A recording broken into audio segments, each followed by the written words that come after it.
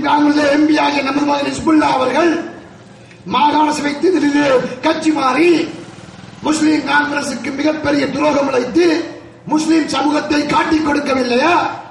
இப்படி காட்டிக் கொடுத்துதான் முஸ்லிம் சமூகத்தின் பேரம் பேச சக்தி இல்லாமல் போனது. ஆட்சியை தீர்மானிக்கிறவர்களாக நாங்கள் இருந்தோம், அரசாங்கத்தை அமைத்தோம், சமாதான பேச்சுவார்த்தையிலே தீர்மானமிக்க சக்தியாக இருந்தோம். இப்படியான பல பலங்களை கொண்டிருந்த முஸ்லிம் சமூகத்தின் அந்த அரசியல் சக்தியை, பேரம் பேசுகின்ற ஆற்றலை முஸ்லிம் காங்கிரஸ் அந்த பெற்றிருந்த அந்த பேரம் பேசுகின்ற சக்தியை, முஸ்லிம் சமூகத்துக்கான அரசியல் அந்த அந்தஸ்தை இவர்கள் கட்சி மாறி காட்டிக் கொடுக்கவில்லையா? அன்பின் பெரியவர்களே, சகோதரர்களே, இவர்கள் கட்சி மாறி காட்டிக் கொடுத்ததால் தான் முஸ்லிம் சமூகத்துக்கு இருந்த பேரம் பேசுகின்ற ஆற்றல் இல்லாமல் போனது. அண்மையில் நண்பர் ஹிஸ்புல்லா பேசுகிறார். ஹிஸ்புல்லா அவர்கள் சொல்லுகிறார், ரவுப் ஹக்கீம் இந்த கட்சிக்கு வந்து ஒன்றுமே செய்யவில்லை, நீங்கள் செய்ய விட்டீர்களா? ரவுப் ஹக்கீம் அவர்கள் எப்போ இந்த கட்சிக்கு தலைவராக வந்தாரோ அன்றிலிருந்து தலைவரை பறித்து தலைமைத்துவத்தை பிடுங்கி எடுத்து கட்சியை கைப்பற்ற நினைக்கவில்லையா? இன்று நீங்கள் எல்லாம் மீண்டும் வந்து சேர்வதற்கு இந்த கட்சி இருக்கிறது. இந்த கட்சி இருப்பதால் தான் இன்று அக்கரப்பத்திலே 3 வருடங்களுக்கு முன்பு நோபு திறக்கின்ற போது முஸ்லீம் காங்கிரசுக்கு அடித்ததவன் இன்று முஸ்லீம் காங்கிரசுக்குள்ளே வந்திருக்கிறார். அதே போன்று மிக மோசமாக திருகோணமலையிலே முஸ்லீம் காங்கிரஸை மோசமாக விமர்சித்த ஹசன் மௌலை அவர்கள், முன்னாள் மாகாண சபையின் சபை முதல்வர், மீண்டும் இந்த முஸ்லீம் காங்கிரசுக்குள்ளே வந்திருக்கிறார். அது மாத்திரமல்ல, அங்கே மிக மோசமாக அத்தாவுல்லாவோடு இருந்து கொண்டு முஸ்லீம் காங்கிரஸை கடுமையாக விமர்சனம் செய்த துல்கர் நயீம் துல்ஷான் இன்று மருதமுனையிலே முஸ்லீம் காங்கிரஸ் சார்பாக தேர்தல் கேட்பதற்கு இந்த கட்சியை நாங்கள் வைத்துக் கொண்டிருந்தோம். அது மாத்திரமல்ல, ஜவாஹிர் சாலி இங்கே அவர் வெற்றிலையிலே கட்டவர் இப்பொழுது மரத்திலே கேட்கிறார். எல்லோரும் கட்சிக்கு வந்து தேர்தல் கேட்பதற்கு இந்த கட்சி இப்பொழுது இருக்கிறது. கட்சியை காட்டிக் கொடுத்தவர்கள், கட்சிக்கு அநியாயம் செய்தவர்கள், கட்சிக்கு துரோகம் செய்தவர்கள் எல்லாம் இன்று எல்லா ஊர்களிலும் வந்திருக்கிறார்கள். அப்படி என்றால் இந்த கட்சியின் பெருமதி வழங்குகிறது அல்லவா?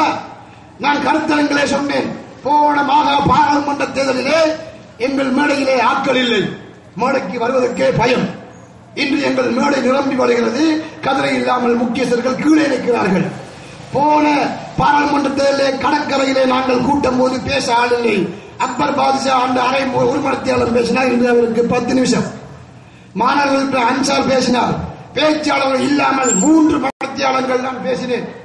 அந்த அளவுக்கு கட்சி மிக மோசமாக இருந்தது. இன்று இந்த கட்சியை நாங்கள் எல்லா ஊர்களிலும் முஸ்லீம் நாங்கள் வைத்திருந்தது. எப்பொழுது எங்கள் கட்சியை செய்ய விட்டீர்கள்? அன்பின் பெரியவர்களே, சகோதரர்களே, இந்த கட்சி இருப்பதால் தான் நாளை நண்பர் ஹிஸ்புல்லா அவர்கள் எம்பியாக வருவதாக இருந்தால் அவர் இந்த கட்சிக்குத்தான் வர வேண்டும். அவர் கடந்த உள்ளூராட்சி தேர்தலிலே 10,500 வாக்குகளுக்கு கிடைத்தது சேர்மன் எலெக்ஷனிலே. அந்த 10,500 வாக்குகளிலே ரவுப் ஹாஜியார் வரக்கூடாது என்று ஹிஸ்புல்லா அவர்கள் பேசினார்கள். ரவுப் ஹாஜியாருடைய அவர் நகரசபை உறுப்பினராக வந்தார். அவருடைய வாக்கு 1,500. நண்பர் மர்சூக் காமனவை கேட்டார், அவர் மிக குறைந்த வாக்கிலே தோற்றார். அவருடைய வாக்கு 1,500, 3,000 வாக்குகள். ரூபி அவர்கள் தேர்தல் கேட்டார், அவருடைய வாக்கு 500, 3,500. ரவுப் மௌலவி அவர்கள் உங்களுக்கு ஆதரித்தார்கள், அவருடைய வாக்கு 3,000, 6,500. எனவே 10,500 வாக்கிலே 6,500 வாக்கு போனால் அங்கே மிச்சம் 5,000. உங்களுக்கு கள்ள ஓட் 3,000. எனவே ஹிஸ்புல்லா அவருடைய வாக்கு 2,000 குறைந்திருக்கிறது. எனவேதான் ஹிஸ்புல்லா அவர்கள் மீண்டும் இந்த முஸ்லீம் காங்கிரசுக்குள் வந்தால் மாத்திரம்தான் அவரால் எம்பியாக முடியும் என்பதை விளங்கிக் கொள்ள வேண்டும். அன்பின் பெரியவர்களே, ஏனென்று சொன்னால் இது முஸ்லீம் சமூகத்தின் கட்சி.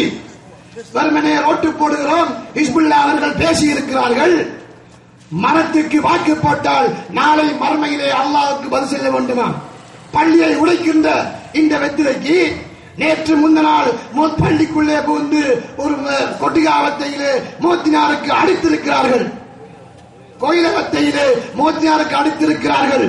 தொட விடாமல் எங்களை தடுக்கின்ற இந்த அரசாங்கம், பள்ளிவாயல் உங்களுக்கு தெரியும், எல்லா ஊர்களிலும் பள்ளிவாயல் உடைக்கப்பட்டிருக்கிறது. தப்புள்ள ஹாமதுரை கைது பண்ணி அவரை உள்ளுக்கு வைத்து இந்த நாட்டிலே ஒரு எல்லா மக்களுக்குமான மார்க்க உரிமையை பேணுவதற்குரிய அந்தஸ்தை மஹிந்த ராஜபக்சேவுக்கு வழங்க முடியாதா? முடியும். ஏனென்றால் அவர்தான் இன்று உலகத்திலேயே மிகப்பெரிய அதிகாரம் உள்ளவர். நிறைவேற்று அதிகாரம் உலகத்திலே 2 நாடுகளிலே இருக்கிறது. ஒன்று அமெரிக்கா. அமெரிக்காவில் இருக்கிற அரசியல் ஜனாதிபதிக்கு மிகுந்த எக்ஸிகியூட்டிவ் பவர், நிறைவேற்று அதிகாரம். அதுக்கு அடுத்ததாக உள்ளது பிரான்ஸ். பிரான்ஸ் ஜனாதிபதிக்கு இருப்பது நிறைவேற்று அதிகாரம். ஜெயவர்தன 1978ஆம் ஆண்டு இந்த யாப்பை வரைகின்ற போது அமெரிக்காவில் இருக்கிற அந்த யாப்பையும் எடுத்து, பிரான்சில் இருக்கிற அந்த யாப்பையும் எடுத்து, 2 யாப்பிலும் ஜனாதிபதிக்கு இருக்கிற அதிகாரங்களை வைத்து அதைவிட கூடுதலான அதிகாரம் தனக்கு வர வேண்டும் என்றுதான் இந்த எக்ஸிகியூட்டிவ் பிரசிடென்ட் என்கின்ற ஜனாதிபதி ஆட்சி முறையை 1978ஆம் ஆண்டு 2ஆம் குடியரசு யாப்பாக தந்தார். ஆனால் இந்த ஜனாதிபதி மஹிந்த அவர்கள் வந்ததற்கு பிறகு கடந்த வருடம் 18வது திருத்தம் என்கின்ற ஒன்றை கொண்டு வந்தார். அந்த திருத்தம் மிக அதிகமான அதிகாரங்களை மேலும் அவர்களுக்கு வழங்கியது. எனவே உலகத்திலே இருக்கிற ஜனாதிபதிகளில் மிகப்பெரிய அதிகாரம் உள்ள ஜனாதிபதி மஹிந்த ராஜபக்ச. அப்படியாக இருக்கிற மஹிந்த ராஜபக்ச அவர்களுக்கு இந்த தம்புள்ள காமதுரை கைது பண்ணி அவரை உள்ளுக்கு அடைக்க முடியாதா? அல்லது பள்ளிவாயிலே புகுந்து அடிக்கிற அந்த சிங்கள காடையர்களை பிடித்து அவர்களை அங்கே கைது பண்ணி நாட்டின் சட்ட ஒழுங்கை பேண முடியாதா? இன்று பாருங்கள், முஸ்லிம் பெண்களை காதலித்து அவர்களை மதம் மாற்றி திருமணம் செய்ய வேண்டும் என்று சிங்கள பகுதியிலே மிகப்பெரிய ஒரு வேலை திட்டம் நடக்கிறது. முஸ்லிம்களுக்கு நடக்கிற அநியாயங்களை பார்த்துக் கொண்டு இந்த நாட்டிலே நாங்கள் இருந்து கொண்டிருக்கிறோம். மிகப்பெரிய அநியாயம் நடக்கிறது. எங்களது இந்தியாவுக்கு சென்று வருகின்ற வியாபாரிகளை கேட்டால் சொல்லுகின்றார்கள், முதல் தான் வியாபாரம் செய்தால் இப்ப எங்களுக்கு அந்த வியாபாரம் செய்ய முடியல, அது சிங்களாக்கள் தான் அங்க வியாபாரத்தில் அவங்களுக்கு டெக்ஸ் எல்லாம் இல்ல, எங்களுக்கு டெக்ஸ் வியாபாரம் செய்ய முடியவில்லை என்று சொல்லுகின்றார்கள். எனவே முஸ்லிம்களின் வியாபாரம் பறிக்கப்படுகிறது, முஸ்லிம்களின் காணி பறிக்கப்படுகிறது.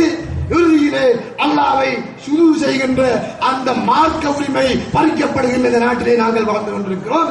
எனவே நம்ம ஹிஸ்புல்லாஹ்களே எப்படி சொல்லுகின்றீர்கள், வெற்றிலைக்கு வாக்கு போடாமல் மரத்துக்கு வாக்கு கேட்டால் மறுமையிலே பதில் சொல்ல வேண்டும் என்று குட்டின் சந்தையிலே எங்களது எம்எம்பி சந்தையிலே பேசி இருக்கிறீர்களே, எப்படி இது நடக்கும்? தொழவானம் எங்களது மார்க்க கடமை.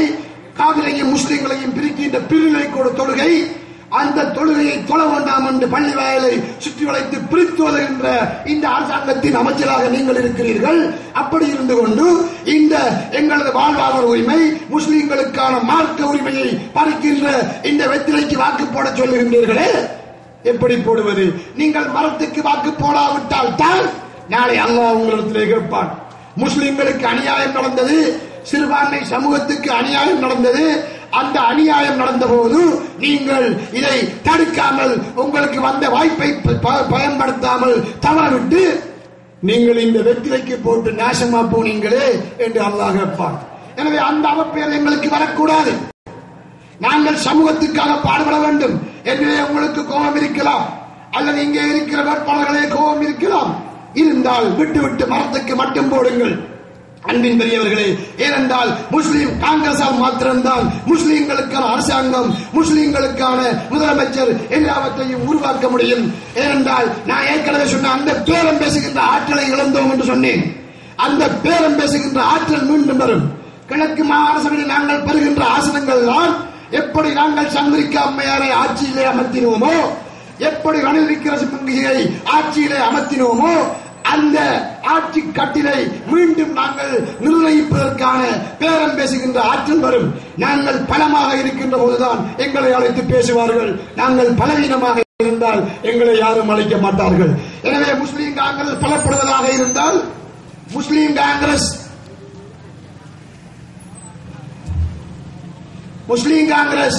பலப்படுவதாக இருந்தால், முஸ்லீம் காங்கிரஸ் முஸ்லிம் சமூகம் பலப்படுவதாக இருந்தால் நாங்கள் முஸ்லீம் காங்கிரசுக்கு வாக்களிப்பதை தவிர வேறு வழி இல்லை.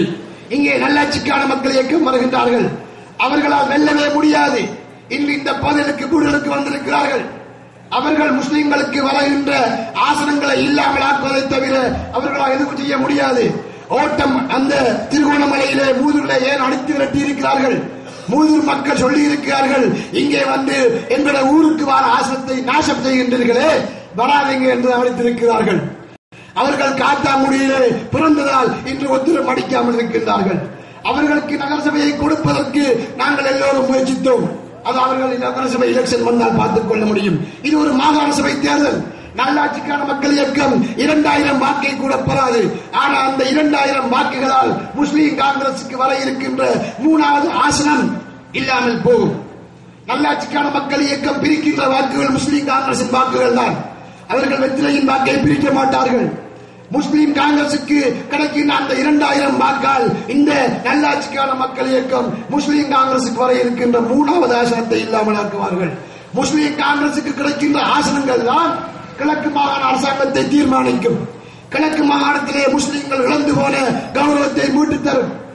முஸ்லீம்களுக்கான பேரம் பேசுகின்ற ஆற்றலை கொடுக்கும். எனவே உறுப்பினர்களின் எண்ணிக்கை அதிகரிப்பதற்கான மிகவும் தான் தனித்து கேட்பது என்ற அடிப்படையில் தான் இன்று முஸ்லீம் காங்கிரஸ் தனித்து கேட்க வந்திருக்கிறது. எனவே அன்பின் பெரியவர்களே, சகோதரர்களே, இந்த தேர்தல் மிக முக்கியமான ஒரு தேர்தல்.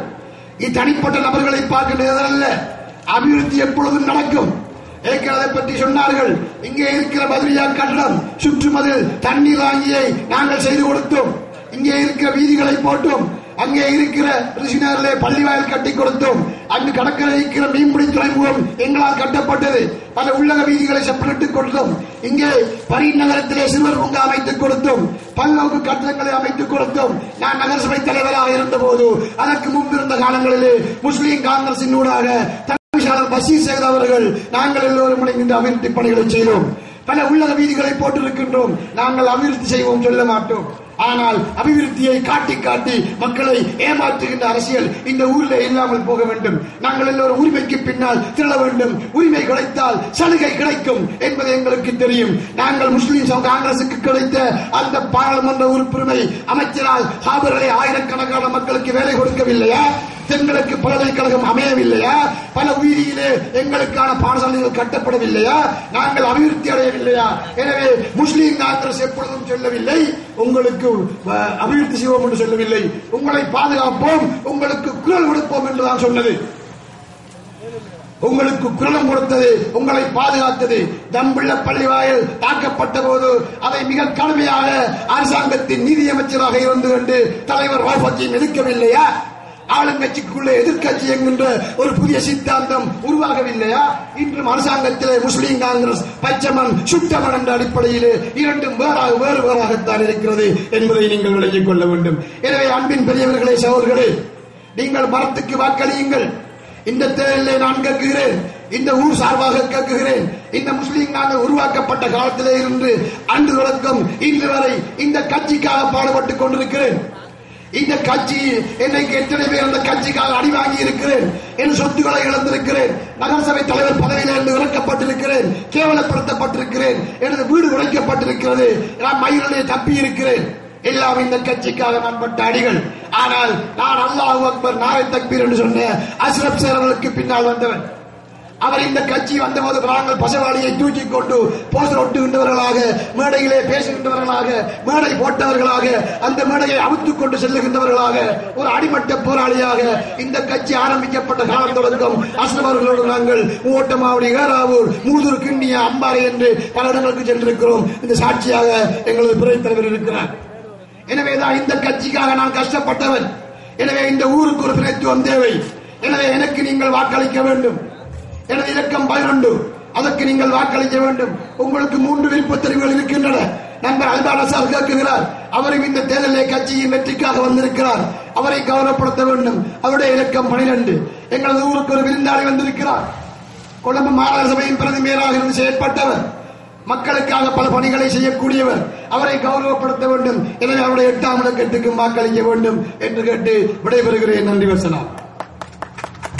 இதுவரை நேரமும் சிறப்பாக உரையாற்றி முன்னாள் மாகாண சபை உறுப்பினர் முபீன் அவர்களே, மாகாண சபை அபேட்சகர் அல்பான் அசார் அவர்களே, மர்சூக் அமல்லிபி அவர்களே, மூத்த தலைவர் மஜித் அவர்களே, சகோதர சகோதரிகளே, அஸ்ஸலாமு அலைக்கும் வரஹ்மத்துல்லாஹி வபரகாத்துஹு. இன்று மாகாண சபை தேர்தல் உண்டு. இந்த மக்கள் கேட்டாங்களா? இதுதான் என்னுடைய பேச்சு. மாகாண சபை தேர்தலுக்கு இன்னும் ஒரு வருடம். மஹிந்த ராஜபக்சேக்கு அவசரமாக ஒரு தேர்தல் வைக்கணும், மக்களுடைய விருப்பத்தோடு இல்லை, அவருடைய விருப்பத்துக்கு. ஏன் என்ன சொன்னால், இன்று ஐநா சபையால இலங்கைக்கு விரோதமாக ஒரு பிரேரணையை கொண்டு வச்சாங்க. அவன் முஸ்லிம்கள் நாங்களும் கூட அதுக்கு விரோதமாக லட்சக்கணக்கான மக்கள் அமெரிக்க தூதர் முன்னுக்கு பேத்து அரசாங்கத்தை மைந்தியை பாதுகாக்கணும்னு சொல்லி காத்தினாங்க. அது செஞ்சு 2 கிழமை தான் போச்சு, தம்புள்ள பள்ளிவாசலுக்கு அடிச்சாச்சு. நன்றி கடன். அந்த சம்பவம் எப்படி நடந்துச்சு, அந்த சம்பவத்தை பத்தி பேசணும் என்று சொன்னால், அமைச்சர்மார் பிரதி அமைச்சர்மார் இந்த மாகாணத்திலே வந்து இன்றைக்கு குடியிருக்கிறாங்க. எல்லாரும் கோஆபரேஷன் சேர்மன்மார், பெட்ரோலியம்ல இருந்து 1000 பேர், அப்படி லட்சக்கணக்கான மக்களை கொண்டு வச்சிருக்கீங்க வாக்களிக்கிறது. அன்று தமிழில் ஒன்றும் நடக்கல, ஒரு கல்லு சரி அடிக்கல, எந்த விதமான பிரச்சனையும் தமிழ் பள்ளிவாசல் நடக்கலன்னு சொல்ற அமைச்சர்மார்கள் தான் பேசுறேன். இந்த சம்பவம் நடக்கிறதுக்கு ஒரு 30 அவருக்கு முதல் ஜனாதிபதி அவர்களுக்கு கால் பண்ணினேன். வியாழக்கிழமை 5:45 அவருக்கு பேச போகல. அவர் எனக்கு சொன்னது என்ன, எந்த விதமான பிரச்சனை வராம வெள்ளிக்கிழமை நீ பாதுகாக்கணும்னு சொல்லும், உங்களோட வேலையே பள்ளி கட்டுறதுதான் சொன்னார். சரி, நீங்க அப்படி பேசக்கூடாது, அதுல உண்மை இல்ல. இது 2 வருஷம் பழசு இல்லை, இந்த பள்ளிவாசல் 65 வருஷமாக இந்த பள்ளிவாசல் இருக்குன்னு சொல்றேன். அதான் நீங்க இதை கேட்கலாம், உங்களோட தம்புள்ள டிஸ்ட்ரிக்ட்லயே ஒரு அமைச்சர் ஜனக பண்டாரத்திலும் அவர்கிட்ட கேளுங்கன்னு சொன்னோம். சொல்லிட்டு லைனை வச்சாரு. நான் ஜனகை அடிச்சு சொன்னேன், ஜனாதிபதி தார் இந்த போய் நியூஸ் கொடுத்தேன்னு சொல்லி நானும் ஜனகை பேசணும் கூட ஜனாதிபதி அவருக்கு கால் பண்றாரு. அவர் சொன்னாரு, சார் நீங்க ராங் இன்ஃபர்மேஷன் எடுத்தீங்க, இந்த பள்ளிவாசல் 65 வருடமாக இருக்குது, ஏன்னா அப்பச்சின காலத்துல இந்த பள்ளிவாசல் இருக்குன்னு சொல்லும், அதை தூக்கி வேற நிமிஷம் போய் போடினார். அப்படியே தான் சொன்னார் மினிஸ்டர். அவர் எடுத்த சீரிய சொன்னாரு, சார் செல்ற எதுவும் எனக்கு இப்ப செய்யலாம், முஸ்லிம் மக்களுக்கு நீங்களே அவளை அனுப்பிச்சு இந்த பிரச்சனையை நீங்க சொல்லுங்க, என்னையால இது செய்யலன்னு சொன்னாங்க. இப்ப ஜனக திரும்ப லைனை வச்சிருக்காங்க. சொன்னா அதான் பாரு இந்த மாதிரி பேசுறா ஜனாதிபதி, யாராவது அவருக்கு பேச ராங் இன்ஃபர்மேஷன் கொடுக்குறாங்க. இப்ப இந்த பிரச்சனை போல நான் நேற்று முன்னாள் கல்முனைக்கு வந்த ஜனாதிபதி சொல்றாரு, இனிமேல் எந்த விதமான பள்ளிவாசல் உடைக்க மாட்டோம்.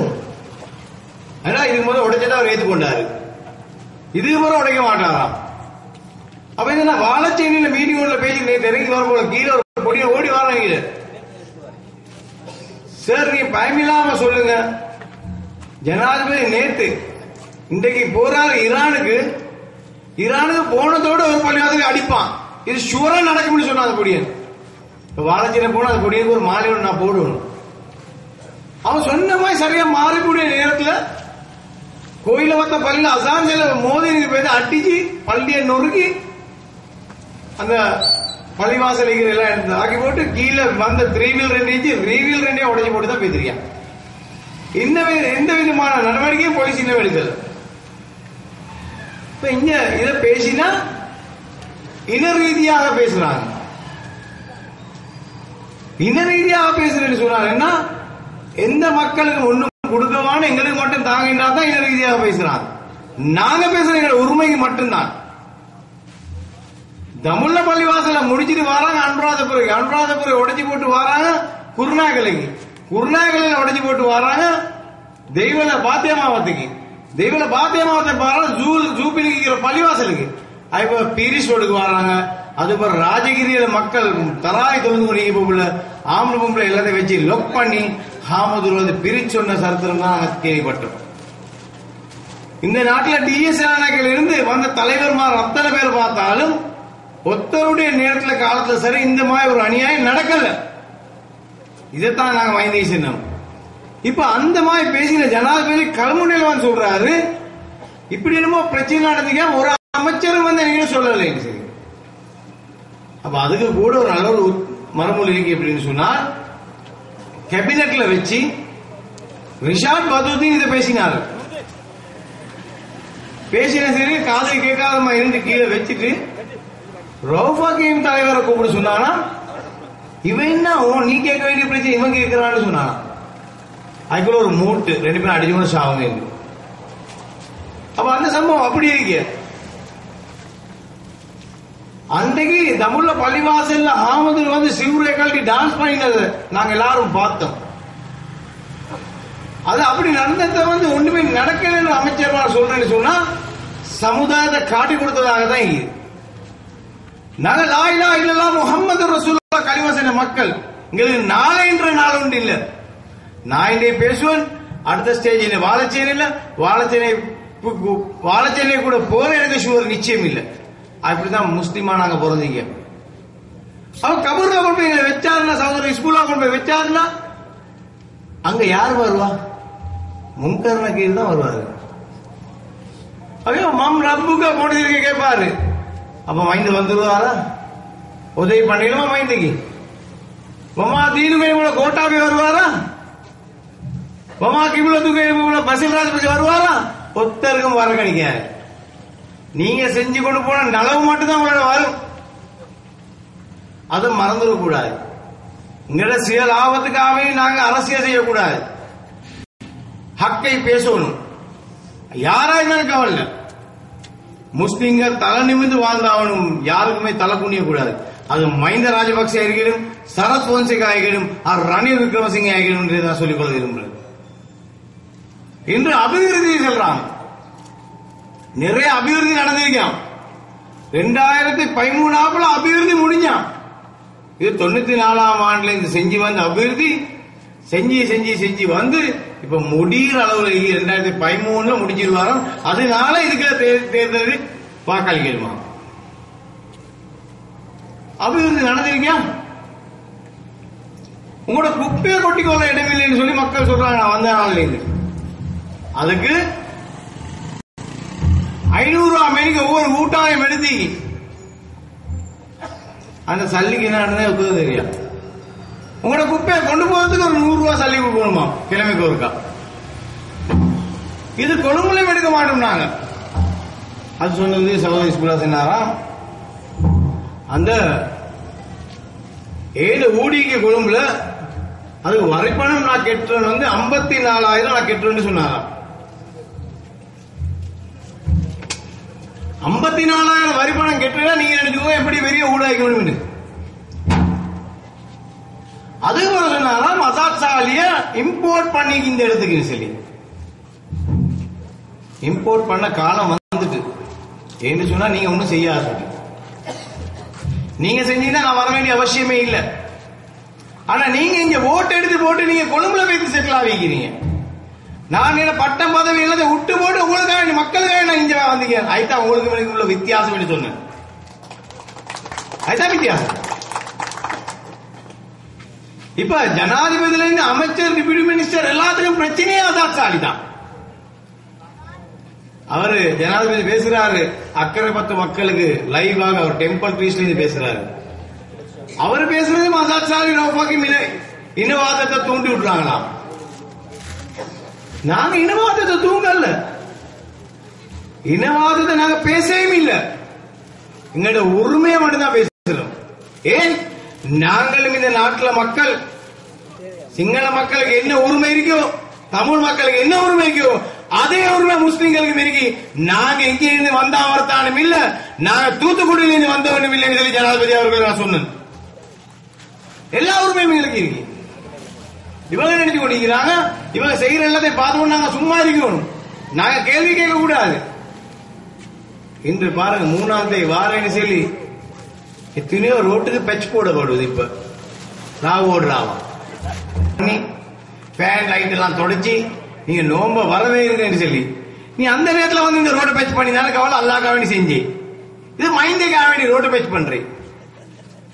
அவருக்காக வேண்டி 60 அடி கட் அவுட் அது இடி புழுந்து போய் நேற்று புழுந்து எல்லாம் கிழிஞ்சு போயிருக்கு. புள்ளத்தானே செய்யும். கபரு போயாமா இந்த மாதிரி போய் பேசினா அவனை பாதுகாக்கிறதுக்கு அமைச்சர்மார் வந்து போய் பேசினா மழையும் பெய்யாது. இதுதான் உண்மையான நிலைமை. நாங்க முஸ்லிமா வாழாத மட்டும் அநியாயம் எங்களுக்கு நடந்தே தீரும். எங்கள்ட்ட ஹக்கேக்கணும், உள்ளத்தை பேசணும். ஒரு சம்பவம் நடந்துச்சு, சரி என் கையால் அணைஞ்சி தவறுதலா அணைஞ்சி மன்னிச்சுக்கோங்க. அந்த பெருந்தன்மை தான் ரவுஃப் ஹக்கீம் அன்றைக்கு இருந்துச்சு. அன்றைக்கு ரவுஃப் ஹக்கீம் கூட தவறா செல்லல. 30 வருட யுத்தத்தை முடிச்ச ஜனாதிபதி இன்றைக்கு மஞ்ச சீலை உடுத்த அநியாயத்தை முடிக்கிறதுக்கு அரசாங்கத்துக்கு இயலாமைன்னு சொன்னாரு. அதுல ஒன்று முன்னுக்கு கூட்டி கொள்ள மறந்துட்டாரு. என்னது 99.9% நல்ல சிங்கள மக்கள் இருக்கிறாங்க, இதுக்குள்ள 0.01% அநியாயக்காரன் இருந்துதான் இந்த அநியாயத்தை பண்றீங்க சொல்ல மறந்துட்டாரு. அதை அவர் சொன்னாலும் எந்த ஒரு சிங்கள மக்களும் கோவிச்சு கொள்ளலாம் சின்னத்தை. அதை தூக்கி பிடிச்ச அஸ்வரும் பைசா முஸ்தபாவும் பேசித்தான் அது பாராளுமன்றத்தில் எல்லாம் கிளப்பி வச்சு இன ரீதியா சிங்கள மக்களுக்கு சிங்கள ஹாமதூர் மக்களுக்கு விரோதமாக பேசினான்னு சொல்லி பெரிய கோஷத்தை கிளப்பி வச்சு இன்றைக்கு பிரச்சனை ஆக்கி வச்சாங்க. அவர் பெருந்தன்மை என்ன செய்னாரு, நான் அப்படி சொல்லிட்டு நீங்க மன்னிச்சுக்கோங்கன்னு சொல்லி சொல்றாரு. அவர் சொல்லி அடுத்த ஆண்டு எல்லா பேப்பர்லயும் ஹக்கீம் சென்னத்துல என்ன என்ன குறை, ஹக்கீம் சரியா தான் சொன்னாரு பேப்பர் எடிட்டோரியல் எழுதப்படுது பாருங்க சிங்கள மக்களே. அவர் சொன்ன சரி, இன்றைக்கு அது சரியின்றே மட்டுமில்ல, மாதுருவாவை சோபிதேவி சென்ற மாநாயக ஹாமதுரு எல்லாரும் மதிக்கக்கூடிய ஒரு ஹாமதுரு நுக்கியக்கூடியல. அவர் என்ன சொல்லிக்காரு, என்னப்பா எல்லா இடத்தையும் புண்ணிய பூமி, புண்ணிய பூமிக்குள்ள இன்னொரு மதஸ்தான் இருக்க கூடாதா? அதுல என்ன அநியாயமா நடக்குது? அதுல ஓதல் தொழுவதா நடக்குது, நடந்தல் போட்டுமே புண்ணிய பூமின்ற அதுதான் என்று சொல்லி மாதுருவாய் சோபித ஹாமதுரு சொல்றாங்க. அப்ப இந்த மாதிரி சிங்கள மக்கள் இங்கதான் செய்யறாங்க, சிங்கள மாநாயக ஹாமதுருவா இங்கதான் செய்யறாங்க. அன்று மாநாயக ஹாமதுரு என்ன சொல்றாரு, காயம் எழுதி கண்டி அஸ்கிரிய ஜனாதிபதி காயம் ஒன்று எழுதி சொல்றாரு, உன கட்சிக்குள்ள 48 பேர் இருக்கிறான், அமைச்சர், பெரிய அமைச்சர், சேர்மன், இவனு செய்யற அநியாயங்களை போய் பாரு. ஒரு சின்ன பொம்பளை புள்ளி ரோட்ல போயெல்லாம் போட்டு ரேப் பண்றான், இந்த மாதிரி அநியாயம் செய்யறானோ உடனடியாக இதை நீ நிறுத்தாவிட்டால் இந்த அரசாங்கமே கவுந்தரும் சொல்லி மாநாயக ஹாமதுரு காயம் ஜனாதிபதிக்கு. அது என்ன சொல்ல வராங்கன்னு சொன்னா 48 கேஸ் இருக்கு, 48 கேஸ்ல ஒரு கேஸ் ஆவது எடுத்து இன்வெஸ்டிகேட் பண்ணி ஒருத்தனை அரெஸ்ட் பண்ணப்படலைன்றதுதான் மாநாயக ஹாமதுரு சொல்றாரு. அவர் அது மட்டுமா சொல்றாரு, அவர் சொல்றாரு இன்னைக்கு 450 கேஸ் பிரைமரியால 450 கேஸ் இன்வெஸ்டிகேட் பண்ணி அமைச்சர்மாருக்கு விரோதமாக எல்லாம் செஞ்சு ஜனாதிபதி அவர்களுக்கு அனுப்பியிருக்கி, அதுக்கு எந்த விதமான நடவடிக்கை ஜனாதிபதி எடுக்கலன்னு சொல்லி பிரைமரி கமிஷன் பேப்பர்ல போட்டிருக்கான். அட்டர்னி ஜெனரல் கேட்டாலும் இதே தான் சொல்றான், கிரைம் ரேட் இன்க்ரீஸ் ஆகிக்கொண்டு போகுது, இதுக்கு ஒரு முடிவு ஓடும், இந்த நாட்டில் இப்படியே பிரச்சனை ஆகிக்கொண்டு போயிடலாம், ராஜபக்ச குடும்பம் மட்டும் மீது ஆட்சி பண்ணலாம், வாப்பா ரோட் அப்படி ஆட்சி பண்றாரு, மக்கள் உள்ள பிட்டணி எல்லாம் எடுத்து ரகர் விளாடுறாங்க. அன்று நீங்க பாத்தீங்க நேவியும் கண்டியும் ரகர் வாப்பா முன்னு வச்சு 3 மக்களுக்கு அடிக்கிறாங்க ஆட்கள். இது ஸ்டார்டிங் பாயிண்ட். அது மாதிரி தான் இங்கே அன்று ஸ்ரீலங்கா முஸ்லிம் காங்கிரஸ் இருந்த நிலைமைக்கு இன்றைக்கு ஸ்ரீலங்கா முஸ்லிம் காங்கிரஸ் இருக்கிற நிலைமையை பார்த்தால் நிச்சயமாக 8ஆம் தேதி இந்த மாகாண சபையில ஆட்சி அமைக்கிறது ஸ்ரீலங்கா முஸ்லிம் காங்கிரஸ் என்று நான் சொல்லிக்கொள்ள விரும்புகிறேன். அது மட்டுமா,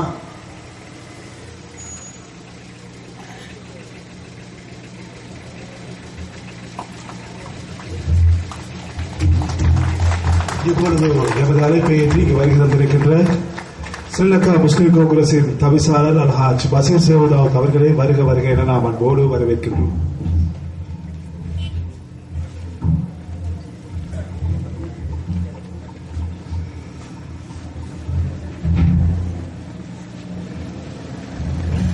அதே மாதிரி இந்த மாகாண சபை தேர்தல் இருக்கும்போது நடந்த நேரம் ஜனாதிபதி அவர்கள் என்ன சொன்னார்,